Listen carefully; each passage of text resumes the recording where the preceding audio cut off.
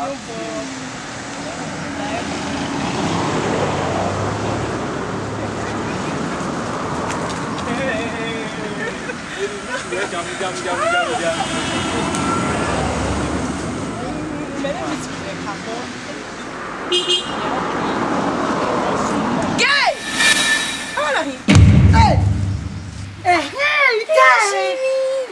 this jobless somebody? Officer swimming. Swimming, yeah. On again, the mammy, you know what we can be following up Metringo. Officer,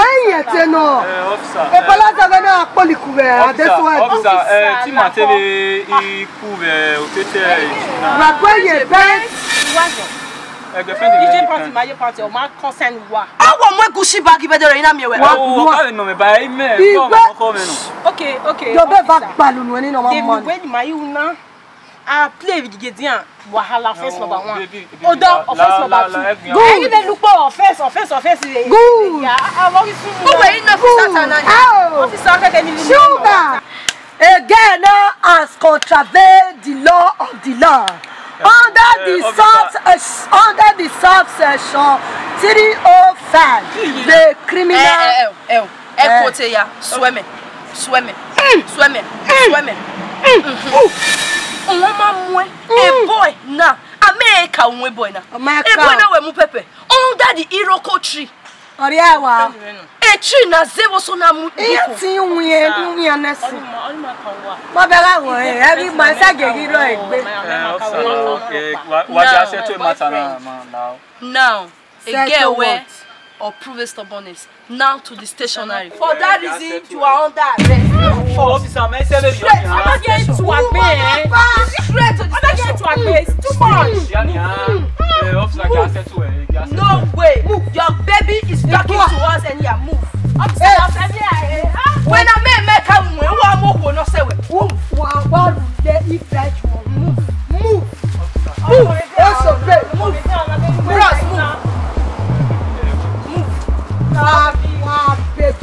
Oh baby, you want no.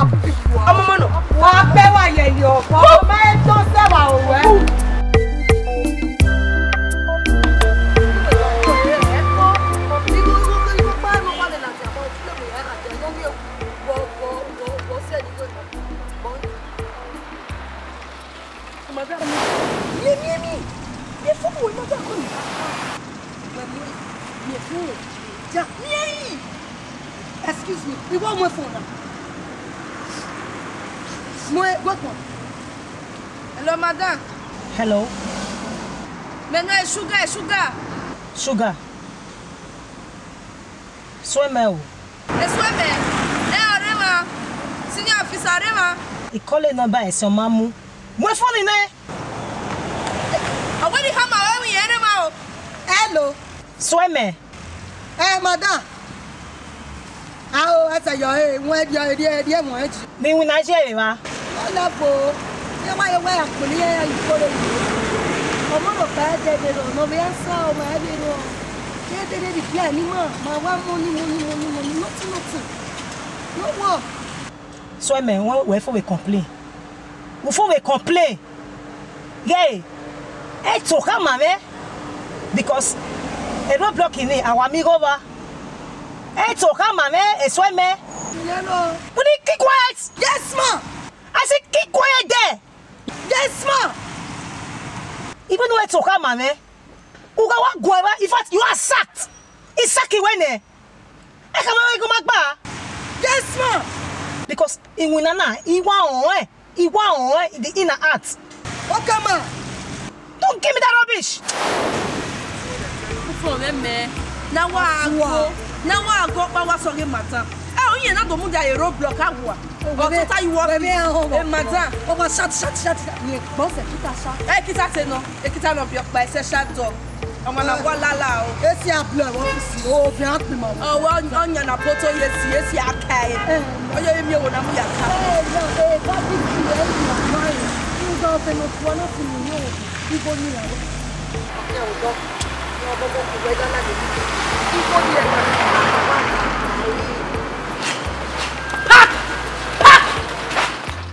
brother. Ne police yi wa yi ve una. Uga yi wa yi ve una. Eh de gyo wan wan America bu yo to. Bibi police o ko ni ro. Any wicked gbe na brother. Eh ya de kun ni. Police ku ma wicked. Police pe a wicked se. Awe police pe a wicked se. Ya de kun police o ko ni police o ya yan se de via hon yan se de via beg. E police o ko egbe ni de kun ve de rio. Me wa de iwa ke school de. Iyan ya obero ma no si epo. Iyan wa ti me my brother. Deni na imi yan we. Iyan te wi yan mu radio station. Ameno we ma station me gba ku. Iyan mu me ba iyan wa no kan do peli me. Oya me wa ko emi yan wa go me ya se gbe fun ne no temeri ke we boro e pan me yan wa vio. Okay, phone up. Me imi yan se. Iyan we reti yan mu radio station. We ma station me gba ku. Iye me wa yo boss ka me we police ga wa mu me yen de. Na wa vio ma se. How? Muja. That way police we can police who?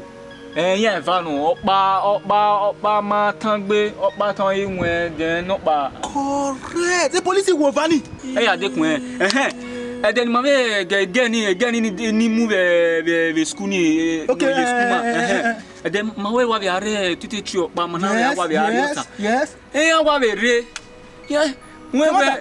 Ya wa be re yan wa be mu ma yan we yan fi ma station. Again in okay man obalegbe oni na wa kun ani am na te ra o ni me settle matter for where yan we ni makin station ba be de kun yan te me o how you met aware a police oku yan wicked gbe my brother a last born money ina wa mo izabo ina we ni wa school ne ho na ni di mo ina wa da me we am me yan we me yan we me kidnap momo for kidnapping. Let face some more face. We don't look alike. Ebony agbele se fe me gba. Oh, last one on issue. Yes. You know that way you wait to your kidnapper. Oh God. My brother, I come how to we wa vesuwa. Ogi me tala jan we. Wa get ya ni the phone me. Yana be seize phone me. O yana damage. Oh we. So when I so yen boy last one yen ma gene ne face on mo go we fa hegbi. Where you kana? Ni me ni yo ni kan yen ma ge we fa hegbi. Yen na da we you we to ya kidnap mo o ma ti ju e ma we ni alele we no buju e. O se be dio ero de me o. O se ero de. Ni ero we. You go ma we say ma we see you pa. Chicken change. When I win then na ma de yo. E ta mo me o no pa kan ki ri lati han. Eta mame.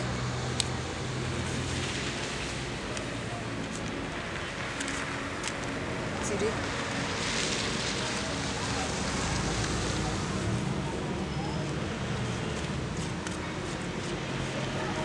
That way. You go down. Agwanya vai wa yiwo. Where? Agwanya you go now wa yiwo. That way. Oni go gbe ni me na. 500. Don't win it. It's a voice again. I'm going to roadblock. Sugar, I like it when you're on the package. Way, my like it. Oh, what's a baby go? I walk up. 700 and I could buy 700. Moi c'est nous j'ai joué. Ma sister la mienne doit avoir été et madame quoi on dit quand même madame rubbish on va tout vérifier quand même madame ama on a reçu du sol ama on a reçu du sol avec go sleep my friend my sister okay no problem what is wrong with you madame go sleep madame ya ta mama no atama e problem ta muselu ta me no no inwina na me asia nu we ya wani akwani mo nonsense keep rubbish down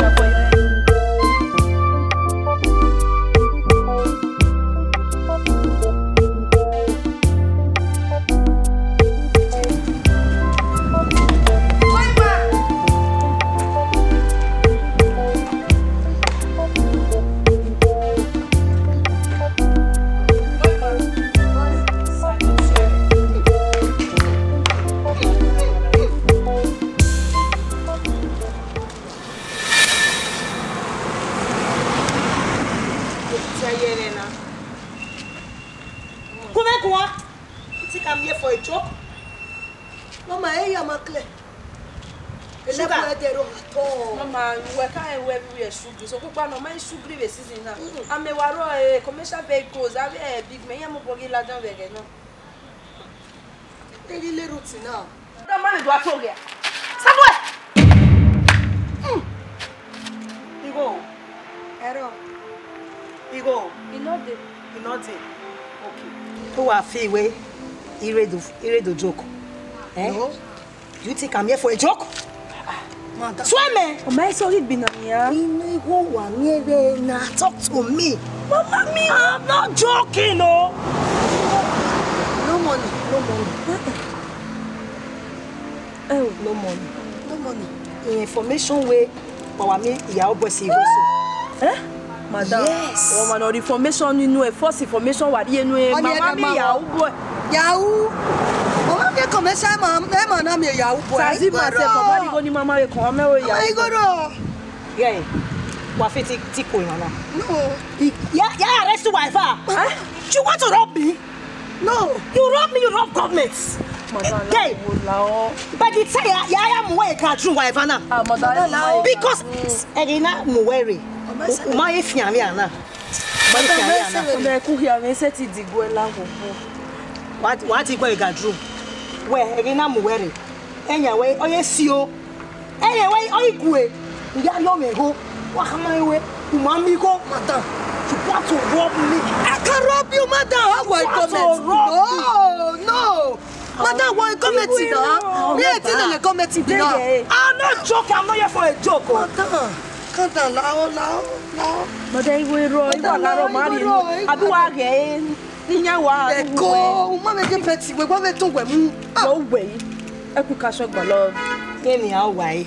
Madam, By the time he dey bury, ona to kana mane wife na wa na ojina. Eh? Wife na ojina. madam, me He dey bury. You talk mane. In fact, you are fired. Oh mama. You are fired. Oh, me say me no madam. Anyone now. Won fofua. Get out! Come again. Come here.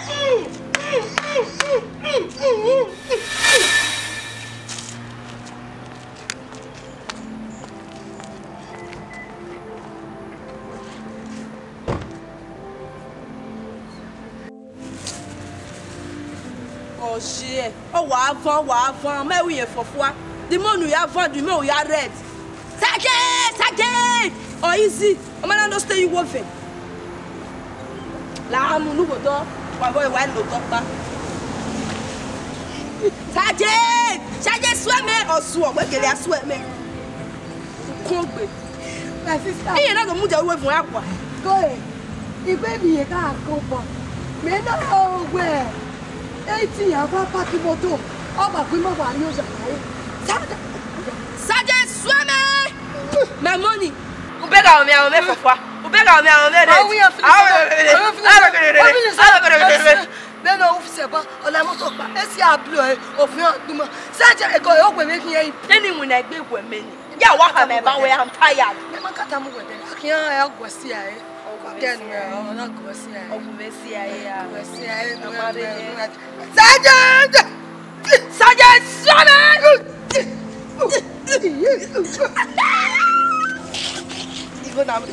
Vigo laja.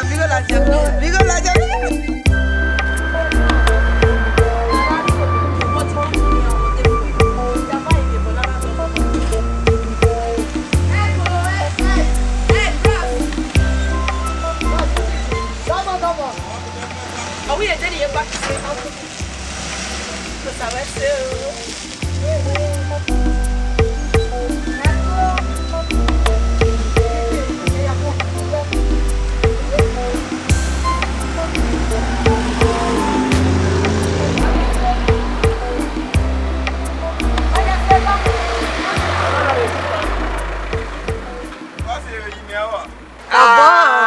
Você achar de boa?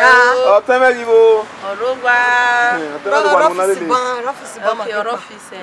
Wa mu mu dia ope iya ma o. Iya ma. Ti when mu ma se Johnson ma me na ke wa ni like boss yari over. What our friends. We be to ni gbe bo. Te me ma ye ki wi yo bo no kwa. brother gay. What no sunu. No sunu or sunu. No sunu. Ego we otis are passing away. No sunu we dey on here 40 man. Otunte. A woman na go ni man ma to dey my lele we dey station. Why man na to dey? He ma walk by the rules in here. Every man. Eri wa na gele ka lo pa be wune ogo yan yari wa yi. E pa enu we tana. Okay, kede dey dey ni bata na yasu. Gbogbo yi ka kolo tun we yeye mo fun. Omuwa. Yeye mo fun we na. Pa wa ya kin na se ni ya. Why when you wa na? Na malele we se Johnson. Même wa se Johnson. E ma na wa bi ye. Dia wa bu wa ye ma. Bros. Ne bu wa se Johnson. What you must say? Wa mu da ko ke. Iya ero bi ma na bo tun o se. O wa ma. O wa u pe. Wa bu wa se. Wo se ti mo ma se Johnson. Uda we ma we mi na. Iya mama mi o tun lo be fa we o. Oh ya ki me. Aun na ki me. Bros. Akia. Did you say? Ave no sauna na ri wa ya bi. Eri ati ebe ya ni. What do you? Ai. Salaba wa sa wa no wa pick up wa na ri wa ya ni. Wa iye ye pe ko ni pa. How we na stop it. Me we oruwe. Me we oruwe. La ya yo we. Aya ga leru go pick back up I pick a call ni bi do office behave.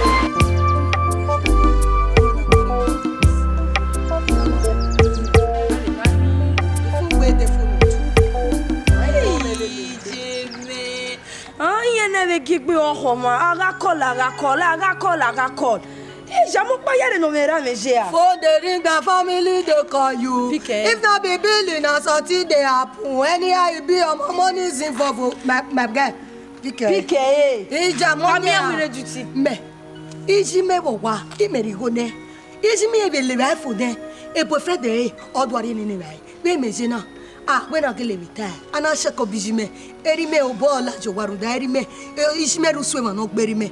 No way, Jenna, when me round is work on me, and it all do it. Eh, but I may not take a responsibility. Walk here, ya would you work buffo near. Not tell now when myself buffo me a pick the cup. Have you already? Master carry your cross unavailable for sugar. Pique.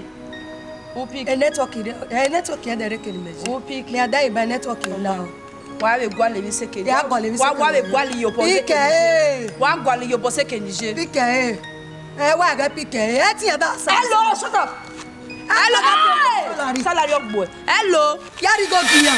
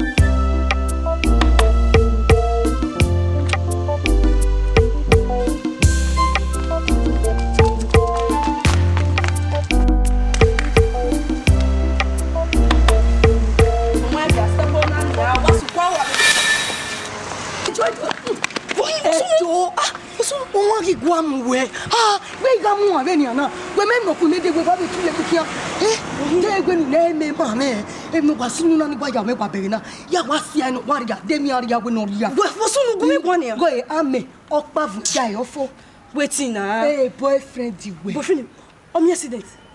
Huh? Come on, here. What's soon? Rejoice.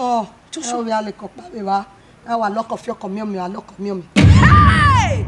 Akparakumbe. How? Are you telling me the truth? Apostle tell me, me this say what I saw is big to my eyes.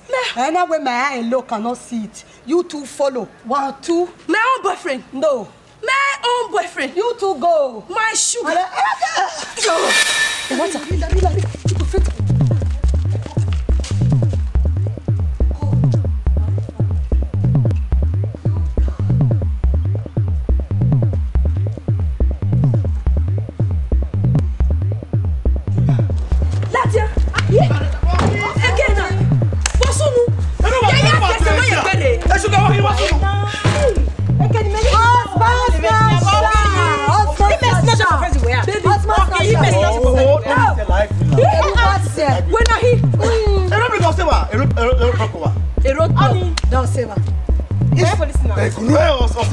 Baby, again, I'm not sure what you were on.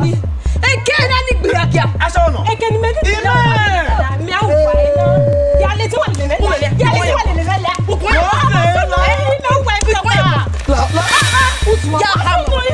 Again, I'm me boy on my boyfriend. Wait, wait, she now. Oh yeah,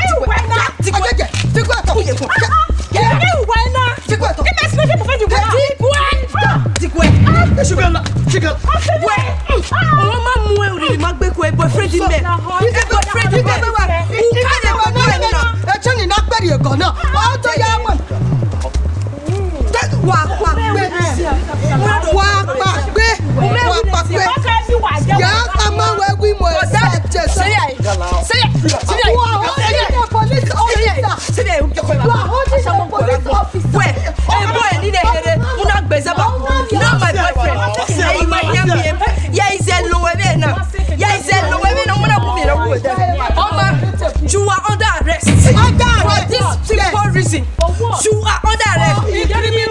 Yes. For incriminating. Yes. And seducing.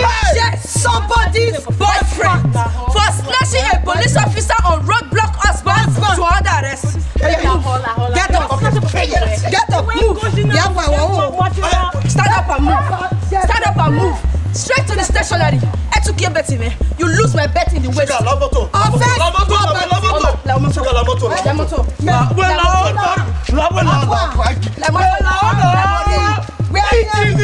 own boyfriend, La Moto.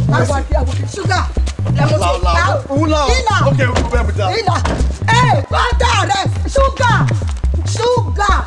I will handle her for you. Under arrest.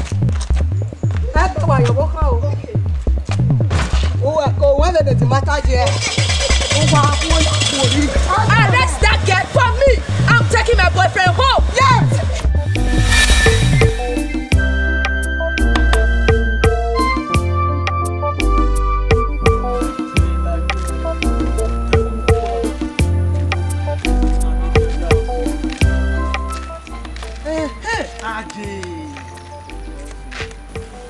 Avec police for me.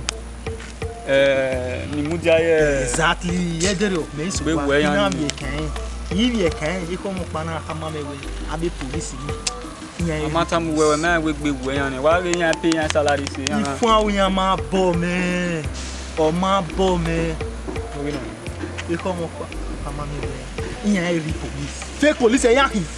We. Agbata wa agbata gbe. Amoto wa moto gbe. Agbepa wa moto gbe. Amomo ye pe la me mugbera. Abota. Nele o na. We e police no be le police. Yan se ti wa mudia ipo wa gege a disamo ma. Oma ye uno mo se we ye uno ja we. Correct. Oma gbata no mo se we gbata no. Oma ari ra de wo wa buri ye ra e. My brother no wa su me ma ya ye e police na go ni be. Ye police yan hin. E no sun. Investigating yan. Kenya kere amekina. Gbe. Yan be ade wo wi e awe agba re yan. Kenala le yan se wuta. So that I'm making a dairy police yan here, dairy police. The Amalari police are reporting on the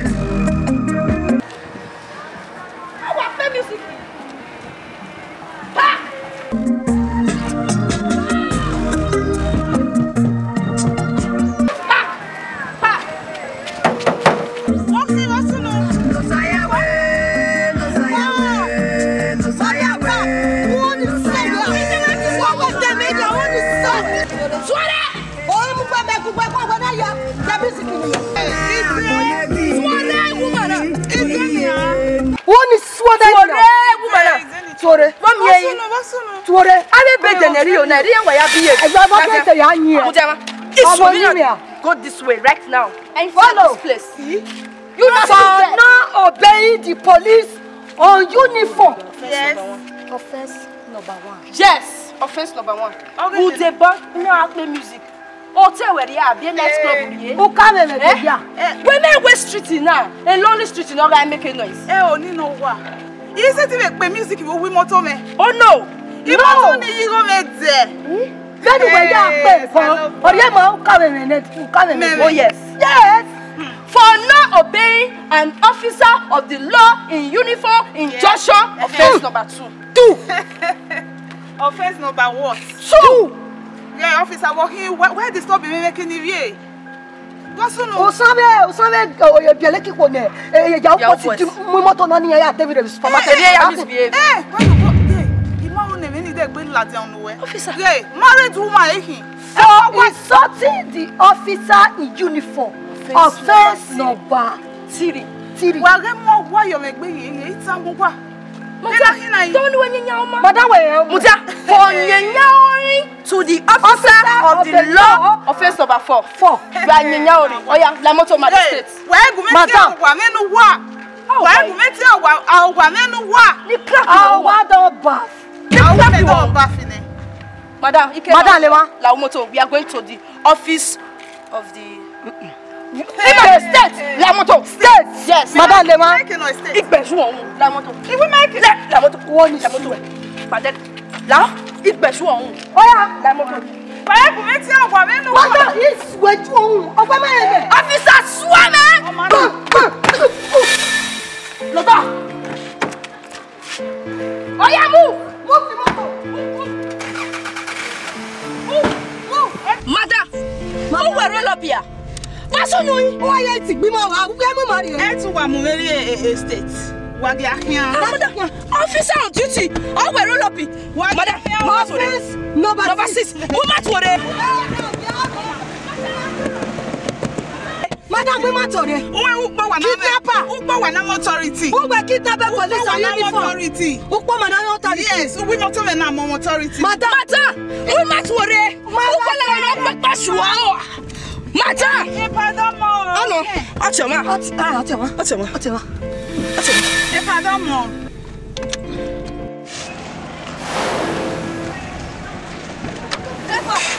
Epa wase wure o. Osa wase. Ata yo mo bo. Police no man na if you want to hear, you na mo me mo dia. You tell ma me we you want me we mo ti me. You we offense no. You we am very state. E na wo ke ni ala we ni magba. Epa wase wure. Wakoyo. Officer mahin, officer in uniform, officer in roadblock. Mahin. I me kore roadblock jejeje mana me woman na the music dey. The man was on na the music we do your Maria state. Or phone no wa roll up. Oh here why ye? Oh fire kidnapping. This is kidnapping. Offense number 6. Oh, number 7. Yes. Domo. Wakoyo. Domo.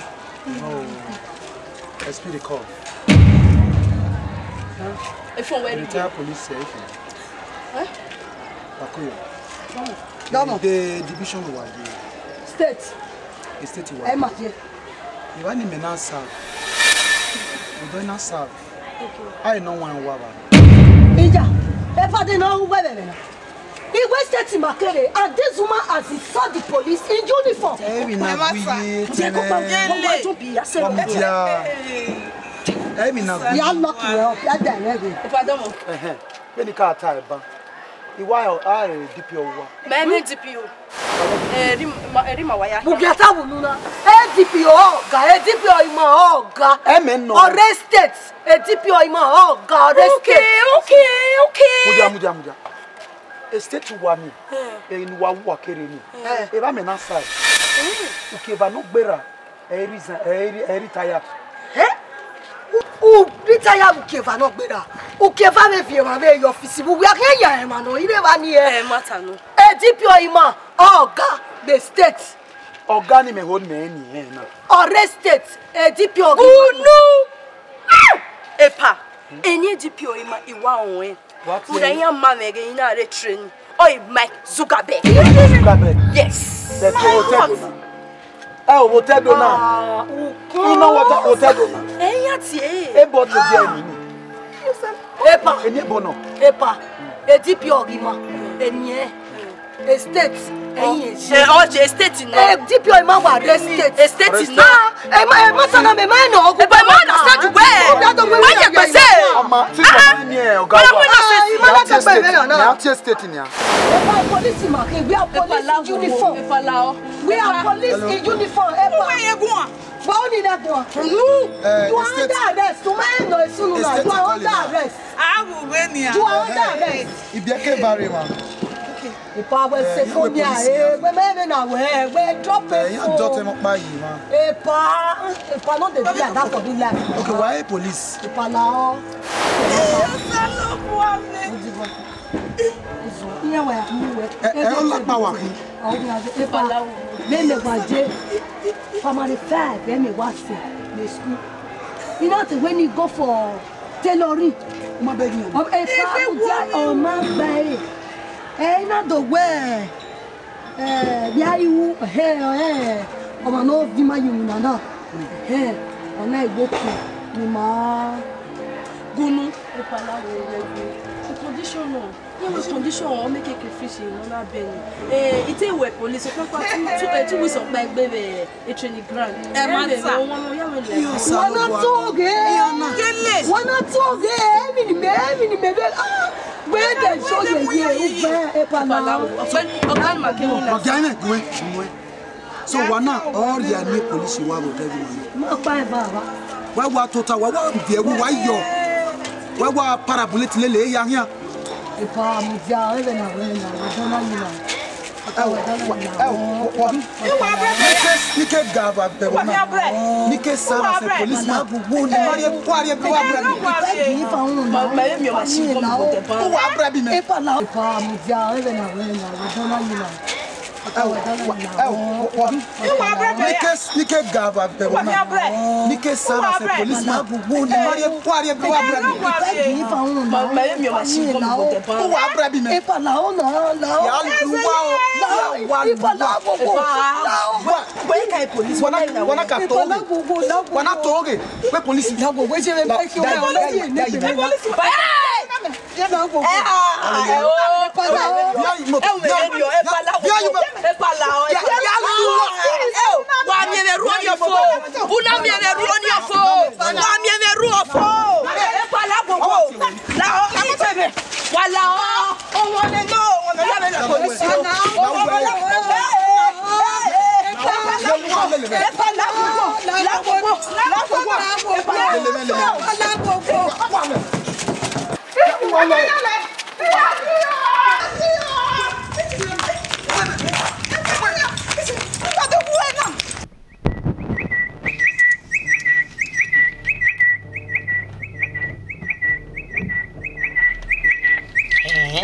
I be cannot call him now.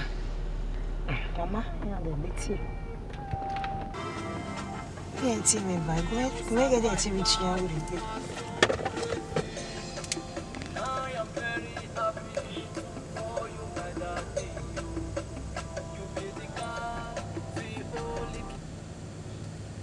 And when the ready to shoot her. What's it?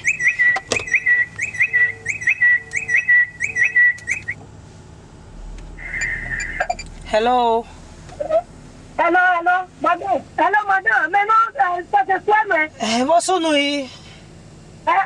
Madam, mais non, ça te sugar. Madam, y'a plus mal. Madam, y'a plus mal. Et vous n'avez pas plus mal. Y'a plus mal. Demandons-moi, what's on nous? Ah, mon gars. Sugar, y'a stoppé one desire de.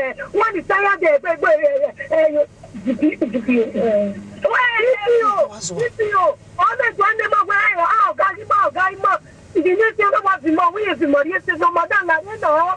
Hey, Mary, but is anyway. Away, this year, anyway, man, look at that. And the woman are Masuka bego anywhere. What for? Umagi is anywhere. Dos! Hey, dos walking! Hey, listen to me, girls. Listen! Even Kunue! Shut up your mouth there! Swim me when you Kunue! Gay, eh? It is going to be a berak bijou. One yow, gay. What a bit in a banner. Oh, I'm a player. esweme egun e mogun gbo e wa eva ami ogun so ogun any ogun oba no re kian mu gbugbo because ogun ba wa to don't ever call this number again everything one more player na ogun ba kan gele gbo enia right now ogun ba gbo e nonsense ije Dari bekana. You got more problem. Eh? Shit. Hey, we don't know. This case will rust in jail. How are you going to let me do family?